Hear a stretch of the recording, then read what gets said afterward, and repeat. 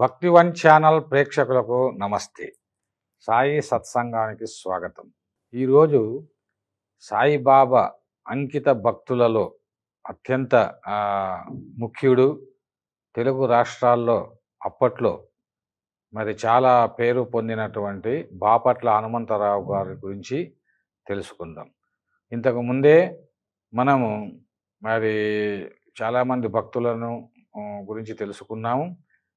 అంతేకాకుండా ఇక్కడ తెలుగు రాష్ట్రాలలోన వేమూరి వెంకటేశ్వరరావుతో పాటు పూలమ్మ, అదేవిధంగా రామచంద్రాపురంలో మాతా కృష్ణప్రియ, వారితో పాటు బాపట్ల హనుమంతరావు, అదేవిధంగా అనంతపురంలో ఈశ్వరయ్య స్వామి, ఇంకా ఎక్కిరాల భరద్వాజ మాస్టరు, అదేవిధంగా శరత్ బాపూజీ గురువు గారు, వీళ్ళందరూ కూడా బాబా బాబా చేత ఎన్నుకోబడినటువంటి ఒక గొప్ప అవధూత స్థాయికి వెళ్ళినటువంటి భక్తులు అనమాట.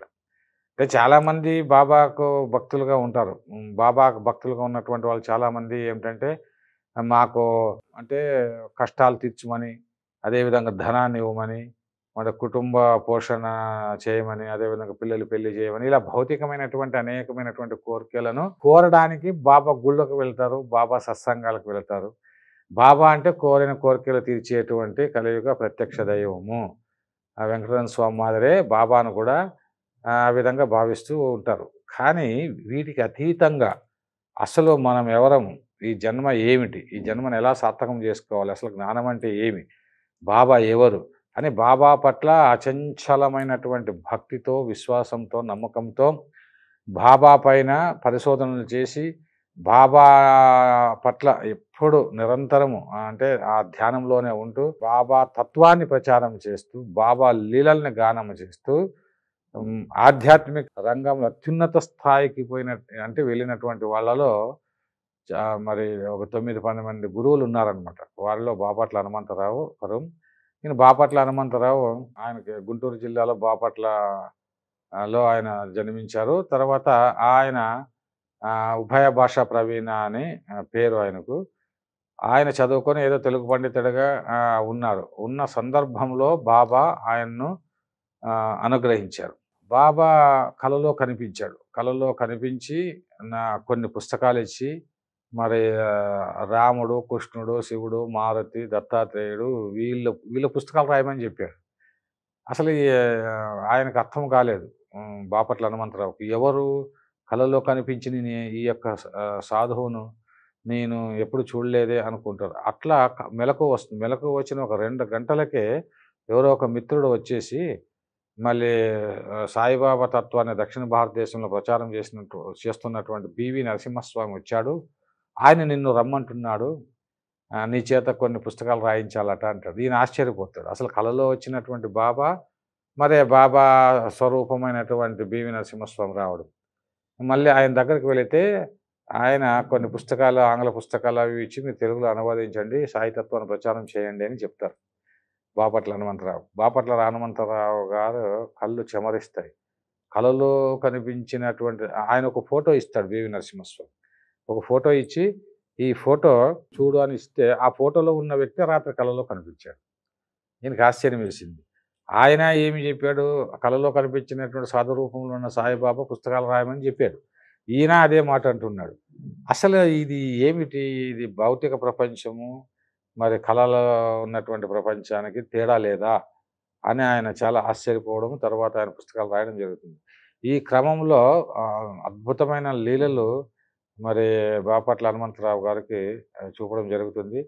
సరే, ఆయన ఏదో మధ్యలో ఒక వ్యాపారం కూడా చేయడము, ఆ వ్యాపారంలో భారీగా నష్టపోవడము, మళ్ళీ ఉద్యోగము తదనంతరము అతనికి పెన్షన్ లేదు, మరి ఎట్లా బతకాలి అని బాధపడుతున్న సందర్భంలో మీ భారములను నాపై పడవేయుడు, నేను మోసేదనని బాబా అన్నారు.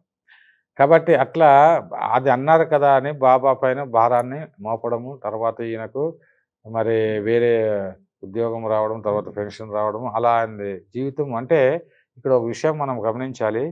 సాయిబాబా భక్తులు అలా చివరి వయసులో కూడా బాబా చాలా చక్కగా వారిని పోషించడము, వారికి సద్గతిని ప్రసాదించడం జరుగుతుంది. ఎందుకంటే బాబా కోసం సాయితత్వ ప్రచారం చేయడానికి ఆయన పుస్తకాలు రాస్తూ ఆయన దగ్గరకు వచ్చినటువంటి వాళ్ళకు, రానటువంటి వాళ్ళకు కూడా ఆయన బాబా పూజలు చేసి ప్రసాదాలు పంపేవాడు బాపట్ల హనుమంతరావు.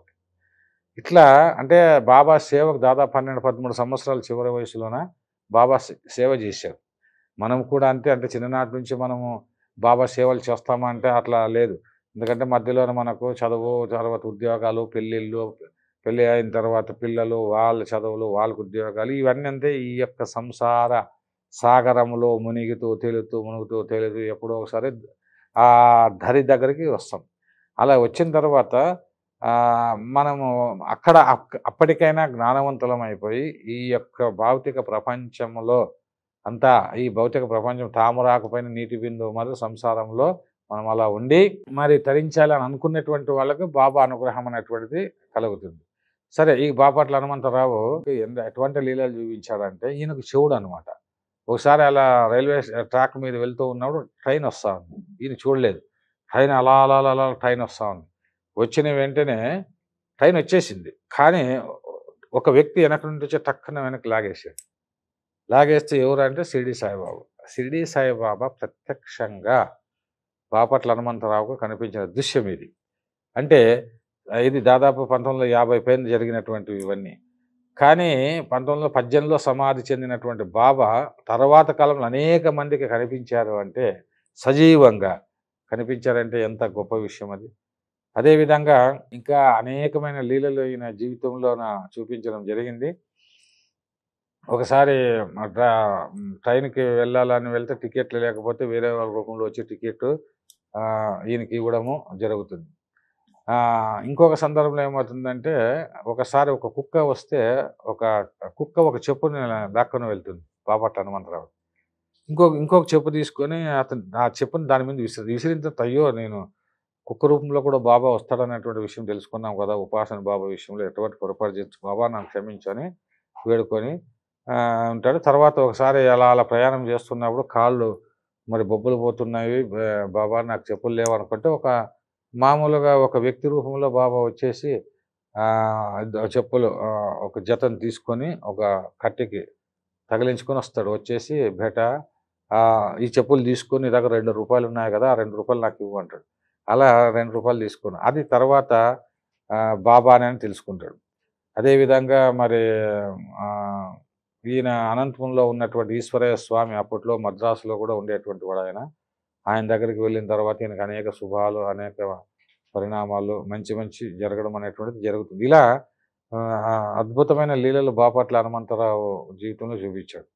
మరి అందుకే సాయి ప్రేమే శాశ్వతము కాబట్టి సాయి ప్రేమే మధురము, లోకపు ప్రేమే విదురము, భక్త తెలుసుకో నిజం అని ఆయన బాబా పట్ల అనేకమైన పద్యాలు కూడా రాస్తాడనమాట. దాదాపు ఒక 20-25 పద్యాలు రాస్తాడు. పద్యాలు రాసిన తర్వాత అయితే ఈయనకు కంటి చూపు పోయి ఉంటుంది. ఇది చాలా మహాద్భుతమైన లీల. కంటి చూపు పోయినా కూడా ఆయన బాబా పట్ల ఆ ప్రేమతో పద్యాలు రాస్తే ఆ రాత్రికే బాబా కలిపి వచ్చి, ఏమీ నిన్ను ఉపేక్షింతునా అంటే నీ కంటిలో ఏదో పులుసు ఉన్నదేమిటి అని చెప్పి మరుసటి రోజు అది తొలగిస్తూ మరుసటి రోజు ఉదయం లేస్తే బాపట్ల హనుమంతరావుకు కంటి చూపు వస్తుంది. ఆ మధ్యకాలంలో పోయింది కంటి చూపు, మళ్ళీ వస్తుంది. ఇట్లా ప్రత్యక్షంగా అనేకమైనటువంటి లీలలను చూపించాడు బాబా.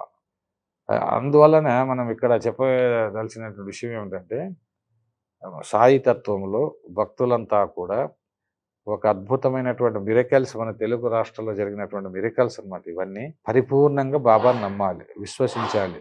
బాబా తత్వాన్ని ప్రచారం చేయడానికి మనం ప్రయత్నం చేయాలి. అలా చేస్తే తప్పకుండా బాబా అనుగ్రహానికి మనం పాత్రలవుతాము.